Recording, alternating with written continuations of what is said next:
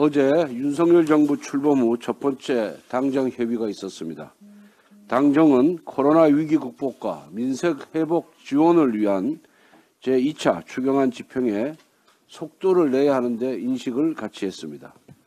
무엇보다 이번 추경안은 지난 대선 당시 국민에게 약속했듯이 소상공인, 자영업자 누구에게나 600만 원을 지원하고 손실보상 보증률도 100%로 확대하는 등 온전한 손실보상과 실질적인 민생 지원에 방점을 두고 있습니다.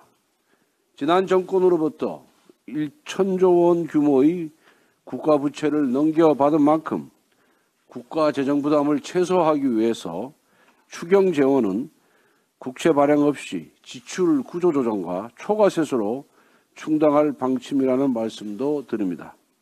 앞으로도 우리 국민의힘과 윤석열 정부는 국민과의 약속을 지키기 위해서 함께 노력해 나갈 것입니다. 또한 소중한 국민 혈세를 허투루 사용하지 아니하고 나라 살림을 지켜 나가겠다는 약속을 드립니다. 민주당은 추경안이 제출되는 대로 최대한 협조하고 빠르게 심사하겠다고 했습니다. 정말 환영합니다. 여야가 모처럼 국민 앞에 협치하는 모습을 보여드릴 수 있기를 기대합니다. 5월 안에 추경안이 본회의에서 처리가 가능하도록 우리 상임위원장 및 간사의원님께서는 추경안이 제출되는 대로 야당과 신속히 협의하여 상임위 일정을 잡아주시기를 부탁드립니다.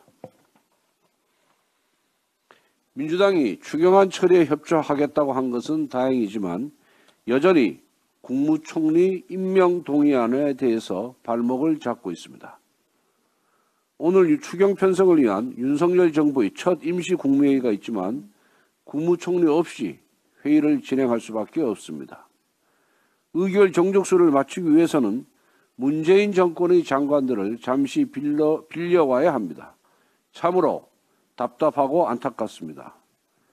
민주당은 한덕수 후보자 반대 이유로 국민 정서를 들고 있습니다. 하지만 민주당은 불과 열흘 전에 국민의 절대 다수가 반대하던 검수완박 악법을 강행 처리했습니다. 그때는 민심을 거들떠 보지도 않더니 이제는 민심을 핑계대고 있습니다. 자기 기만입니다. 이낙연 전 국무총리 사례를 드는 건 역시 옹졸해 보이기는 마찬가지입니다.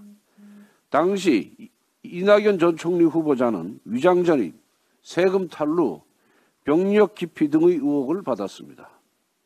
이는 문재인 정권이 내세운 고위공직자 배제 5대 원칙 중 3개나 해당됩니다. 야당으로서는 문 정권 스스로 내세운 원칙도 지키지 못한 잘못된 인선임을 지적할 수밖에 없었습니다. 더구나 지금 민주당은 한동훈 법무부 장관 후보자 인사청문회를 개그 콘서트로 만들었다는 국민 질타를 받고 있습니다. 자신들이 준비 부족을 탓하고 부끄러워하기는커녕 한덕수 국무총리 인준을 인줄로 잡아 다른 장관을 낙마시키겠다고 하는 것은 구태 중에 구태라고 할 것입니다. 지금 국민들은 국정 안정을 바라고 계십니다. 새 정부가 정책 변화를 통해 민생과 경제에 활력을 불어넣기를 기대하고 계십니다. 박병석 국회의장님께 정식으로 요청합니다. 더는 지체할 수가 없습니다. 당장 오늘이라도 본회의를 소집해 주십시오.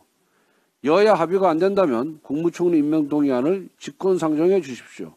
박병석 국회의장님의 결단을 촉구합니다. 민주당에도 거듭 호소합니다. 국무총리 인준 표결로 협치 의지를 보여주시기 바랍니다. 더 이상의 국정 발목 잡기는 민주당에게 독이 될 뿐입니다.